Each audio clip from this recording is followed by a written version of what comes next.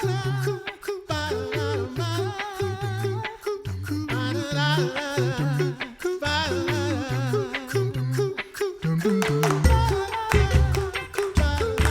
listening to The Coffee Hour. I'm Andy Bates. I'm Sarah Gulseth. It is Wednesday, November 6th. It is, it's a good day. Two good stories lined up. In just a moment, we get to share the story of a school that was impacted in a very devastating way by a recent tornado, but thriving and doing well and moving forward. So we're going to share that story with you in just a moment. And we also get to check in on some of our short-term teams. Kind of exciting today. Switching it up a little bit, talking about youth traveling and serving on an international team. So we'll check in with Ann Gonzalez coming up in the second half of the program. And just a reminder, tomorrow is an exciting day. We get coffee. We get coffee on the Coffee Hour, hanging out with Sacred Grounds coffee truck, making their way to the International Center tomorrow. So hopefully weather will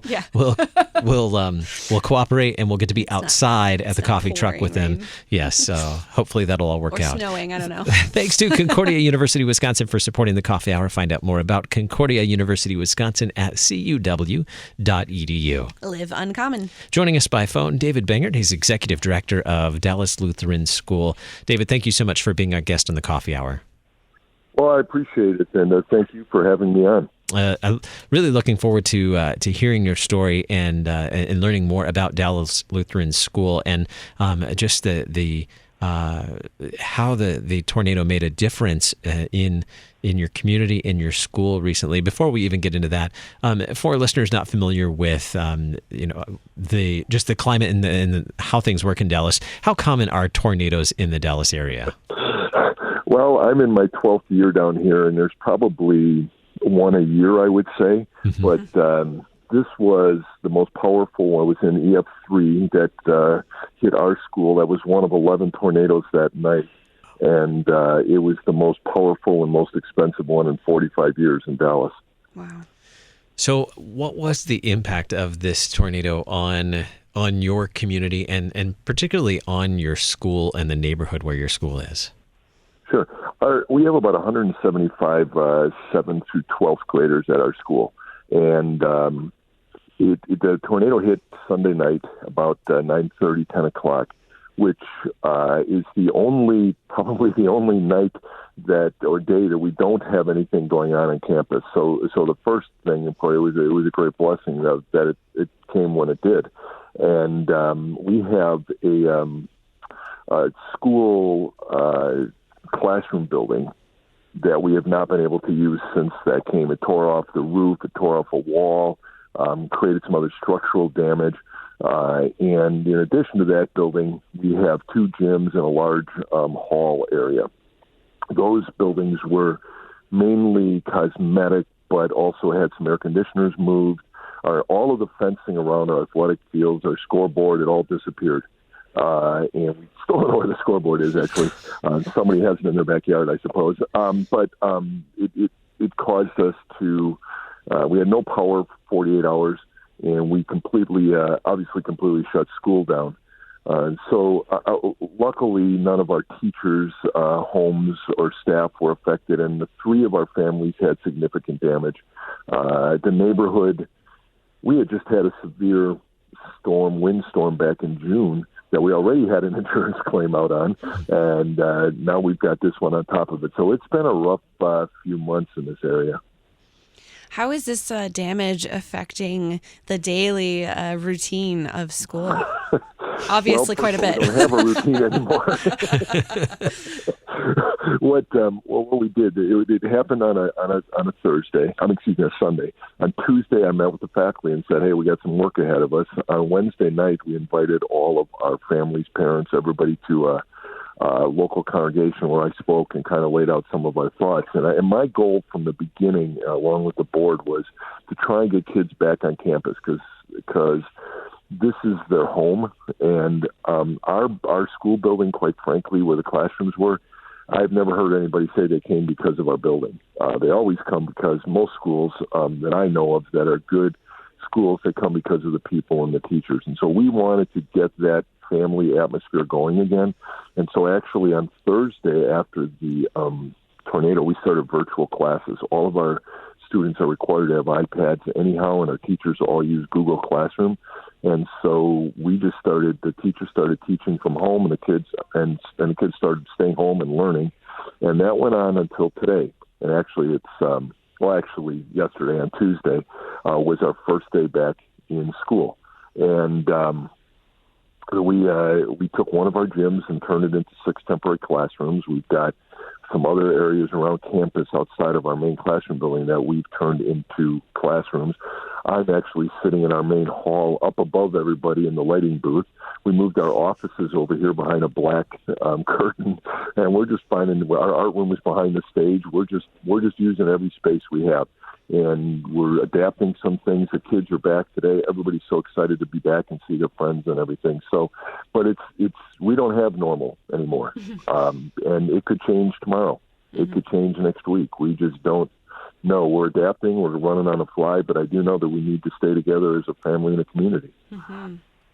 How has the community, the school community, the families, how have you all banded together in this time in order to move forward? Sure. Actually, 2 days after it happened, we had about 30 volunteers moving our library, because that was one of the areas that we had unexpected skylights in.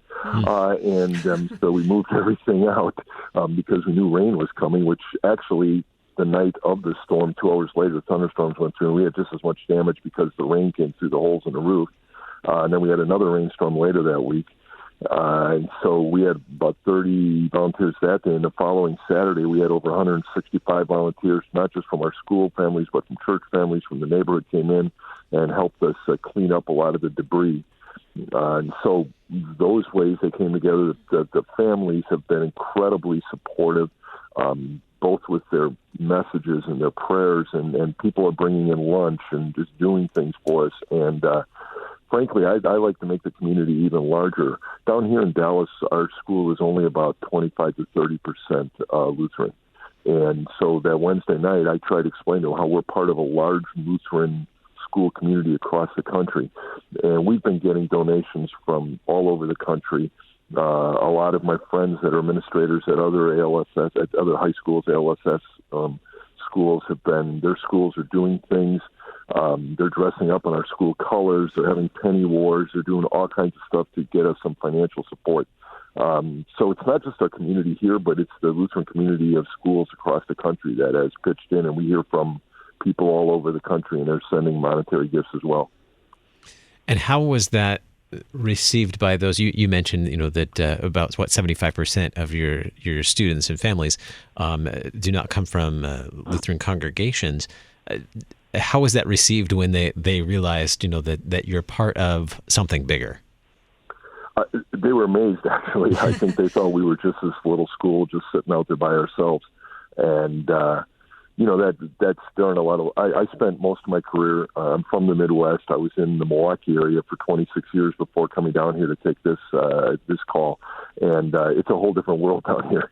I'm constantly explaining to people what Lutherans are and what they believe. We're not a cult. And you explain things to them. And so just the idea that we're intertwined with people all over the world. Our district president stopped by, and President Newman stopped by 2 days after the tornado, and he said he had gotten an email or a text from President Harrison, who was in Germany at the time, and he said to say, there's prayers were with us. And I mentioned that kind of stuff to the gathering, and they were kind of stunned, actually, I think is probably the word. And there were some people crying. I mean, not bawling or anything, but you could just see there were tears. And the idea that there was this other group of support out there was pretty important. And we're kind of going with, we've kind of made a theme from Nehemiah, and we're just calling it rise up, rebuild, and rejoice. And that's kind of what we're going with. And it's been a positive experience. The blessings have greatly outnumbered the drawbacks at this point. It certainly sounds like it, and you have it seems like a very positive attitude about it in light of the great devastation. And I don't know if we've mentioned yet or not that there were no injuries sustained and no one died as a result of these tornadoes. Correct?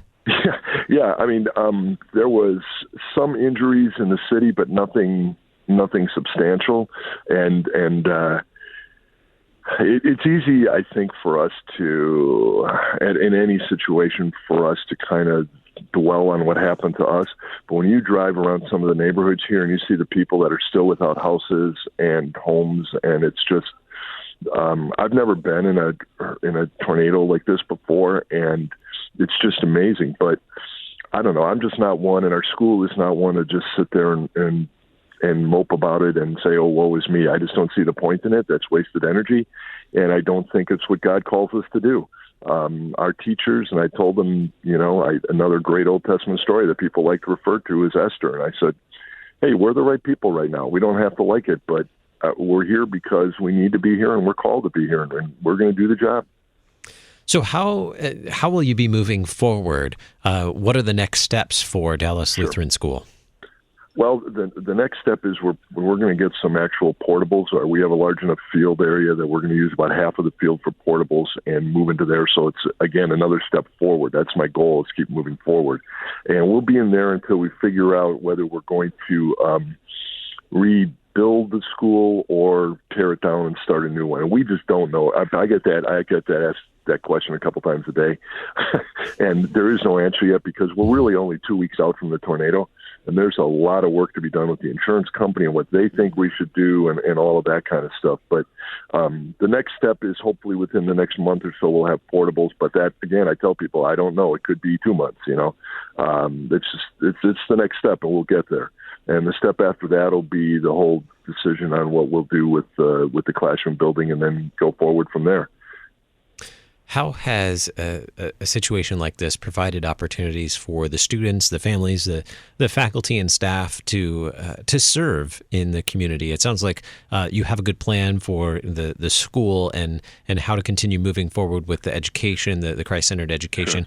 Sure. How does an opportunity like this provide opportunities for the school to serve in the community? It's interesting that you ask that, because twice a year we take a day and our entire all of our students, all of our faculty and staff, we empty out the building and we go and do service projects all around the Dallas area, from tutoring to helping people build ramps at their houses, to helping at grade schools, to going to home for the elderly, all kinds of different things, food banks. And Wednesday is one of those days.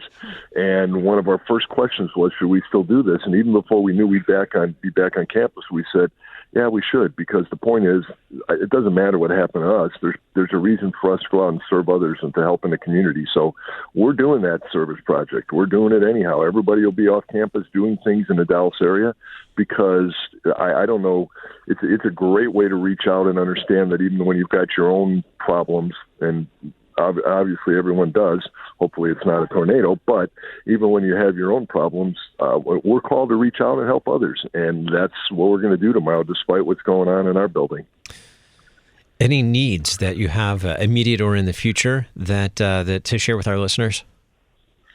No, specifically, we were, most of our classroom stuff was undamaged, and our faculty came through it okay in their houses. At this point, we don't know what we need yet. Sure. and until we take the next steps, and as is the case not only with us, but with anybody who's been through something like this, surely insurance isn't going to cover everything. So the financial help we've been getting has been great, but specific needs outside of that, at some point I think we'll have some, but right now it's difficult to identify them. David Bangert, Executive Director, Dallas Lutheran School. Thank you so much for sharing your story. God bless you in your endeavors to rebuild after the tornado. Thank you. Again, I appreciate the time to get our story out there a little bit, but we're just going to rise up, rebuild, and rejoice. Thanks for joining us for the Coffee Hour. I'm Andy Bates. I'm Sarah Golseth.